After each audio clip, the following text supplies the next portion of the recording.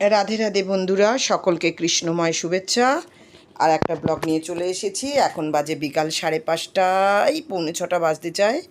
তো আজকে আমি একটু সকাল সকাল ভগবানের ভোগটা করব, রাতের ভোগটা। কারণ হচ্ছে প্রচণ্ড গরম, আর দ্বিতীয় কথা হচ্ছে প্রায় প্রত্যেক দিন এখানে আমরা বিদ্যুতের পাচ্ছি না, বিদ্যুৎ চলে যাচ্ছে।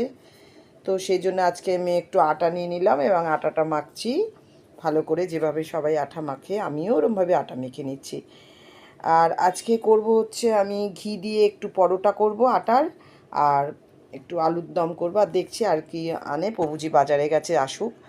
তো আটাটা মেখে নিচ্ছি ভালো করে। আর আটা দিয়ে এই কারণে করছি, কারণ ময়দাটা তো সব সময় আমি ব্যবহার করতে পারি না, শরীরের সমস্যা আছে, যার জন্যে ময়দাটা ব্যবহার করতে পারি না। এই যে আটাটা মাখা হয়ে গেছে, একটু চাপা দিয়ে দিলাম, কিছুক্ষণের জন্য বাইরে চলে এসেছি। এত গরম, মনে হচ্ছে যেন রান্নাঘরে কি করে কাজকর্ম করব বুঝতেই পারছি না। তো তোমাদেরকে দেখাচ্ছি, গাছের একটা পাতাও নড়ছে না, এই সামান্য একটু একটু করে হাওয়া দিচ্ছে। তো এই হাওয়াটুকুই এখন বেঁচে থাকার জন্য যথেষ্ট। আর তাড়াহুড়ো করে এই কারণে করছি, কখন চলে যাবে বিদ্যুৎ তার ঠিক নেই, এখনও অবধি আছে। তো সবজিগুলো আলুর দম করব। তো আলুটা আমি আগেই রেডি করে রেখেছিলাম, বানিয়ে রেখেছিলাম। আমি কড়াইটাকে বসিয়ে নিলাম এবং জিরে আর তেজপাতা ফোড়ন দেব, দিয়ে এবার আলুগুলো ভালো করে ভেজে নেব। তোমাদেরকে বলেছিলাম বিদ্যুৎ থাকবে না, চলে গেছে। দেখছো তোমরা, ভাগ্যিস বাইরের কিছুটা আলো আছে। এটা আমি এখন মোবাইলের টর্চ জেলে আমি করছি।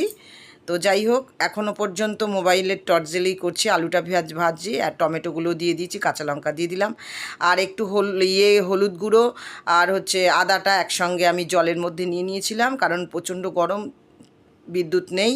তো মাঝে মাঝে গিয়ে রান্না করতে করতে পাখার তলায় যে বসি, সেটা আর হবে না আজকে।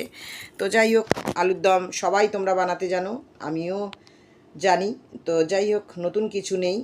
তো গরমের মধ্যে এটাই এখন মনে হচ্ছে যেন কতক্ষণে শেষ করব। তো আলুটা একটু নাড়াচাড়া করে নিচ্ছি, আদাটা আর হলুদটা দিয়ে। টমেটো তো আগেই দিয়ে দিয়েছিলাম, আর এর ভেতরে এখন একটু নুন দিয়ে দিলাম। আর নুন চিনি ভাই ভাই না দিলে হবে না, স্বাদ নাই। তো এবার একটু জল দিয়ে দিলাম, জলটা দিয়ে এবার ভালো করে কষে নিচ্ছি। অন্যান্য মশলাগুলো দিয়েছি, প্রায় বসানো হয়ে গেছে আলুর দমটা। এবারে আমি সব মশলার কৌটোগুলো নামিয়েছিলাম, সেগুলো একটু গুছিয়ে রাখি, কারণ সব নালে ওর ঘাড়ে পড়ে যাবে। ওটা হয়ে গেছে। এবার আটাটা অনেকক্ষণ মেখে রেখেছিলাম, একদম নরম হয়েছে। তো এটার থেকে আমি লেচি কেটে নিচ্ছি এবং কয়েকটা বেলেও নিয়েছি। আর এই ঘিটাকে একটু ঢেলে নিই, ঘি দিয়ে পরোটাটা করব। পরোটা আমি ভালো বেলতে পারি না, এর আগেও বলেছি তোমাদেরকে। তো আমি আজকে কড়ার মধ্যে পরোটা করছি, এই কারণে চাটু প্রচণ্ড পুড়ে যায়, আর এই কড়াটা একটু মোটা বলে কড়াইটা পোড়ে না। আর দ্বিতীয় কথা হচ্ছে যে, আর এখন সন্ধে হয়ে এসছে, আর এখন এই বেলায় কে মাজবে কড়াটা? একটুখানি ঘষে নিলে হয়ে যাবে, আমাকেই তো করতে হবে না। তো যাই হোক, হয়ে গেছে সমস্তগুলো। এবার ভগবানের ভোগের থালাটা সাজিয়ে নিচ্ছি, পরোটা আর বাটিতে দিয়ে দিয়েছি আলুর দম।